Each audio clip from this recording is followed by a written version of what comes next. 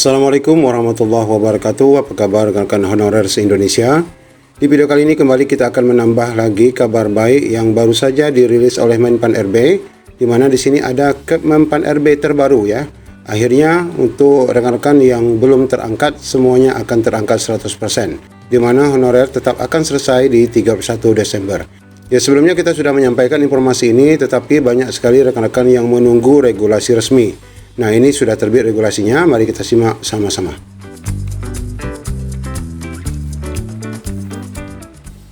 Nah, ini rekan-rekan semua adalah keputusan Menpan RB yang terbaru nomor 634 tahun 2024 tentang kriteria pelamar pada seleksi pegawai pemerintah dengan perjanjian kerja bagi tenaga non-ASN yang terdaftar pada Pangkalan Data BKN tahun anggaran 2024. Ini sebenarnya untuk yang mana ya rekan-rekan sekalian? Nah, untuk memperjelas ini, mari kita flashback dulu ke belakang, di mana sebelum terbitnya Menpan RB ini, Ibu Rini dalam paparan di DPD sudah menyampaikan bahwa isu penyelesaian tenaga non-ASN salah satunya adalah rekan-rekan yang belum selesai melamar pada tahap 1, khususnya yang terdaftar pada Pangkalan Data, juga yang TMS ya pada gelombang 1, ini akan diikutsertakan pada PP3K gelombang kedua. Ini sudah kita sampaikan di video sebelumnya. Nah, ini juga berkaitan dengan rekan-rekan CPNS yang dinyatakan TMS atau semua rekan-rekan yang belum pernah mendaftar pada gelombang pertama. Nah, sekarang regulasinya sudah dikeluarkan oleh Pan RB. Kemudian di video selanjutnya kita juga sudah memaparkan video ini berkaitan dengan rencana tanggal pelaksanaan ya, yaitu di tanggal 20 Desember 2024 ini akan dibuka kembali bagi rekan-rekan yang kemarin TMS, kemudian yang CPNS TMS, kemudian yang belum mendaftar untuk kembali ikut pada periode tahap 2. Meskipun banyak sekali protes ya bagi rekan-rekan tahap 2 yang mana akan mengganggu ya formasi rekan-rekan tahap 2, tapi ini adalah kebijakan untuk penyelesaian non-ASN. Nah, melalui regulasi inilah semuanya akan diterangkan. Mari kita baca rekan-rekan. Ya, kita baca pada poin memutuskan ya, keputusan Menpan RB tentang kriteria pelamar pada seleksi pegawai pemerintah dengan perjanjian kerja yang terdaftar pada Pangkalan Data BKN tahun 2024. Di mana yang dimaksud di situ adalah mereka yang dinyatakan tidak memenuhi syarat atau TMS pada seleksi administrasi tahap 1, kemudian juga yang TMS pada seleksi administrasi CPNS, atau mereka yang belum sama sekali pernah melamar ataupun login di SSCSN. Nah, bagi kriteria ini, mereka nanti dapat melamar ya, dapat melamar kembali di gelombang kedua khususnya. Nah, ini hanya dapat melamar pada instansi pemerintah tempat mereka bekerja, ini sama. Ya, kalau mereka bekerja di provinsi A, ya harus melamar di sana.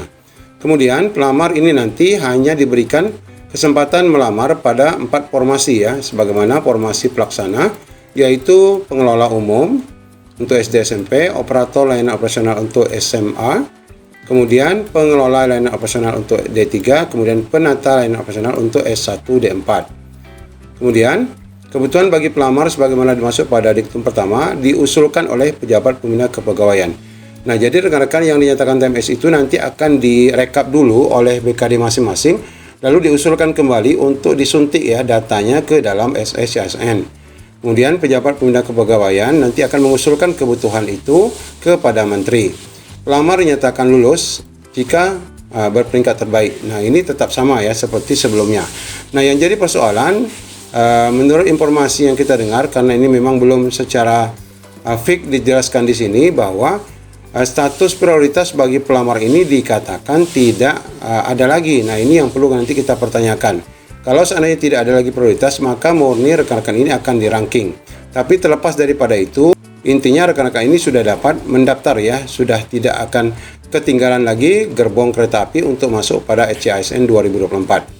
Nah, seperti biasa juga, jika nanti rekan-rekan ini kalah dalam perankingan, artinya formasi yang tidak mencukupi, ini tetap akan diusulkan kepada paruh waktu.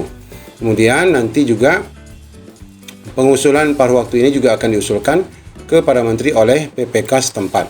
Kemudian dalam hal terdapat perubahan kebutuhan organisasi, penyesuaian penetapan kebutuhan dapat dilakukan pada saat pengusulan nomor induk kepegawaian. Ini jika kalau ada perubahan-perubahan formasi nanti akan diusulkan kembali setelah penetapan NIP, paling lama 3 bulan setelah pengumuman hasil seleksi sepanjang sesuai dengan persyaratan jabatan. Kemudian diktum ke-10 di sini dalam hal penyesuaian penetapan kebutuhan melebihi ketentuan sebagaimana dimaksud pada diktum ke-9, maka penyesuaian juga harus dilakukan setelah mendapat persetujuan. Jadi tidak semena-mena juga harus dirubah ataupun dilakukan penyesuaian. Kemudian diktum ke-11, keputusan ini berlaku sejak tanggal ditetapkan, yaitu 10 Desember, dan apabila di kemudian hari terdapat kekeliruan akan diubah sebagaimana mestinya. Nah, rekan-rekan sekalian, dengan terbitnya Kemenpan RB ini yang mengakomodir rekan-rekan TMS, ini kita masih menunggu satu lagi edaran. Apa edaran itu? Yaitu edaran terkait lini masa jadwal pendaftaran, yang mana tentunya di sana nanti akan menjelaskan kembali kepada kita kapan masa pendaftaran yang semestinya dilakukan oleh rekan-rekan, khususnya yang mereka TMS tahap 1 atau yang TMS CPNS ataupun yang belum sama sekali mendaftar, agar rekan-rekan ini jelas apakah buat akun baru lagi atau tetap login atau memilih formasi lagi, atau maksudnya kita memilih formasi atau sudah dipilihkan. Karena sebagaimana video yang sudah kita bahas di video yang ini disebutkan bahwa formasi itu sudah langsung terkunci Rekan-rekan ini sudah langsung datanya ada di database PKN, kemudian sesuai dengan kualifikasi rekan-rekan nanti otomatis akan terkunci pada formasi sebagaimana yang disebutkan di sini, yaitu ada 4 formasi: penata, pengelola, kemudian operator, dan pengelola umum dan pengelola layanan operasional. Jadi rekan-rekan itu hanya mengkonfirmasi kesediaan, dan jika seandainya itu sudah terjadi seperti itu, maka proses pendaftarannya akan menjadi lebih cepat. Dan rekan-rekan mungkin tidak akan lagi mengupload berkas, karena berkas-berkas yang sudah ada kemarin itu adalah sudah sesuai. Meskipun mungkin nanti ada beberapa berkas yang mungkin harus rekan-rekan ganti jika berkas itu yang dinyatakan TMS pada pelaksanaan tahap 1 kemarin. Nah, ini Bapak Ibu, rekan-rekan semua, kabar baiknya sehingga rekan-rekan semua ini otomatis 100% nanti akan tetap diangkat dan berakhir pada 31 Desember 2024. Selamat kami ucapkan. Demikian, Assalamualaikum warahmatullahi wabarakatuh.